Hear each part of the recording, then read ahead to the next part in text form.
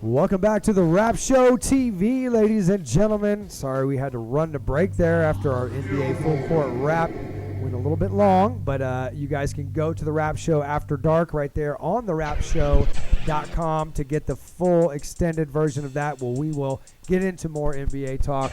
I want to talk a little bit about the West and how, anybody can take this. You got the Spurs at a 6 seed.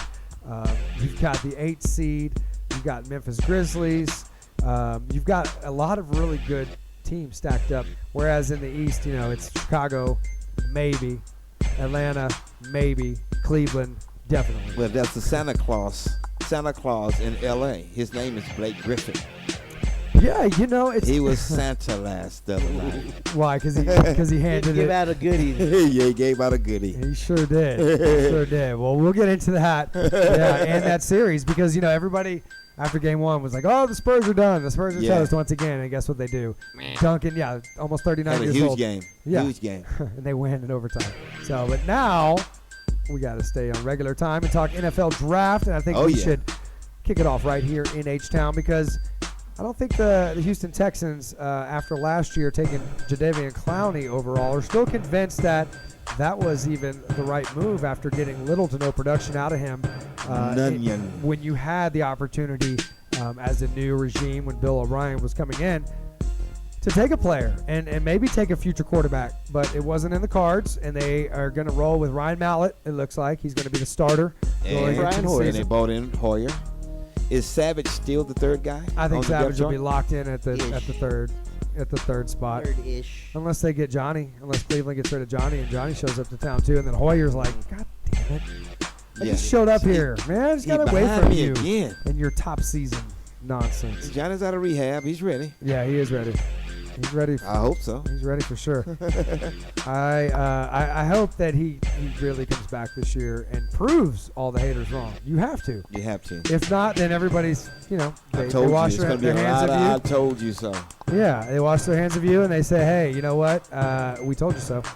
And that's what they said about Jamarcus Russell, one of the biggest draft busts of all time. And it did Cleveland's happen. looking for any excuse right now. So he needs to come in, have his head clean, his nose clean, to the grindstone, and just lead, take the bull by the reins and ball out this year, basically. Yeah, no more excuses. No, nope. There's no slack for him right there. I don't want to see you side stage at the Drake Jungle Show. I don't want to see you turning up with snowmen in the bathroom. I don't want to see, throwing out the first pitch at the Rangers game. Hey, that's fine. But there's another guy that used to play for the Rangers that kind of was going down the same path. And he's having. He might have been a manager. No. Oh, well, him too. The other one too. Yeah. No, I think they might. They got it. They might have been hanging out in the dugout. Well, that was Drake's dad. That was the Rangers manager for a while. If you've ever seen Aubrey's dad. Ron, good old Ronnie. Yeah, Ron Washington. But it was the first time he'd ever tried it. He waited until he was 59 years old. I think he was hanging out with the mayor from Toronto. Yeah. They just got a little out of hand. Well, of course, it's Drake's dad. Of course he's hanging out with the mayor of Toronto. But anyway, let's get back to football, guys. Jeez. Focus. Yeah, I know. So Texans needs, all right? So quarterback, I think if they're going to go with where do we this stop? 3 quarterback combination right now and see what you got, you've got the guys. You got one guy, okay, Leonard Williams. I'll throw his name out there because he's a guy that you really haven't been able to, hear his name talked because it's all about quarterbacks these days. And that's what I really don't understand is, the Amari Coopers of the world. The Texans could use an Amari Cooper. They could use a prime receiver. Absolutely. After Andre's losing gone, Dre. right? They could use, some talent in the defensive backfield. They some could linebackers. use. Cush is on his last leg. Kush is okay. I think Kush is fine. I think Kush, if he tones it down a little bit, kind of plays more of a team role instead of a guy that feels like he's got to go out and make every play, I think he'll be okay.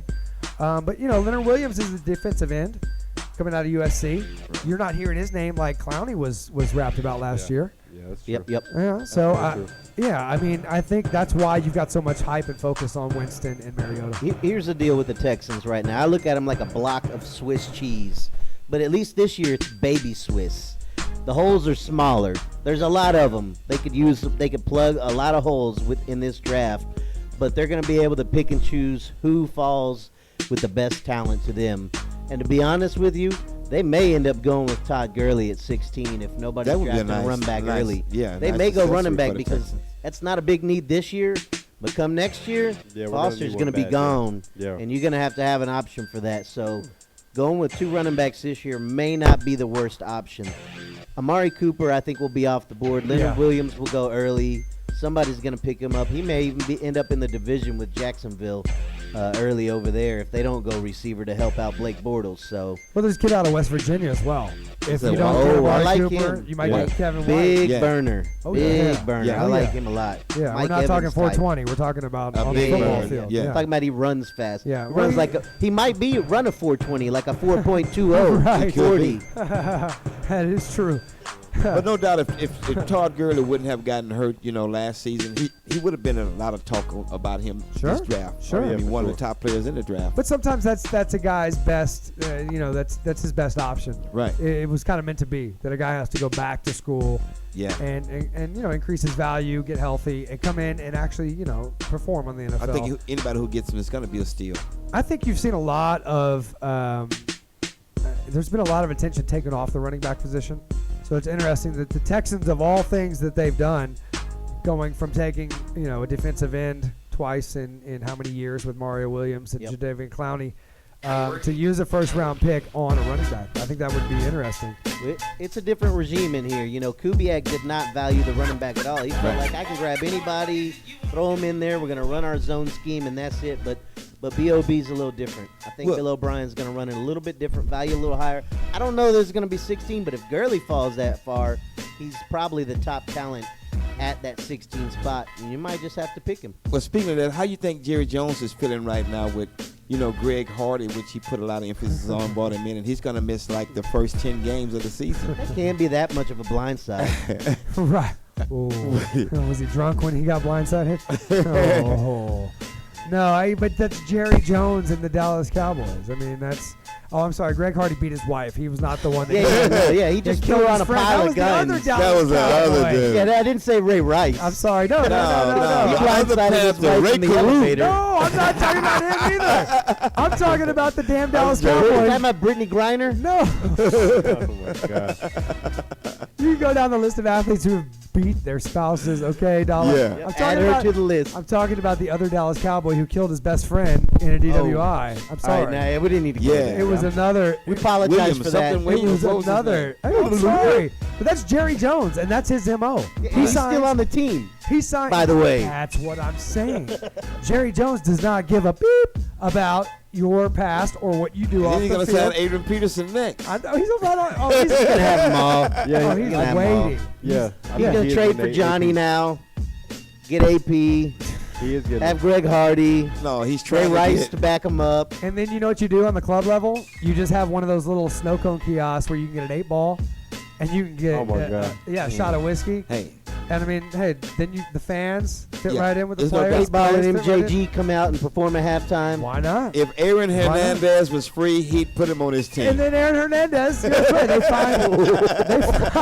They find the missing piece of evidence, and they acquit him.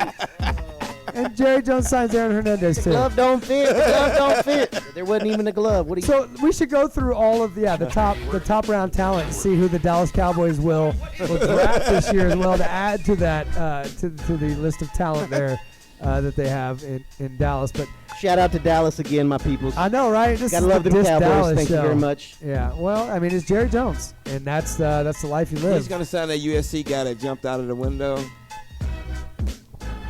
Josh Shaw. Crickets. Josh Shaw. Crickets. Cornerback. Oh man.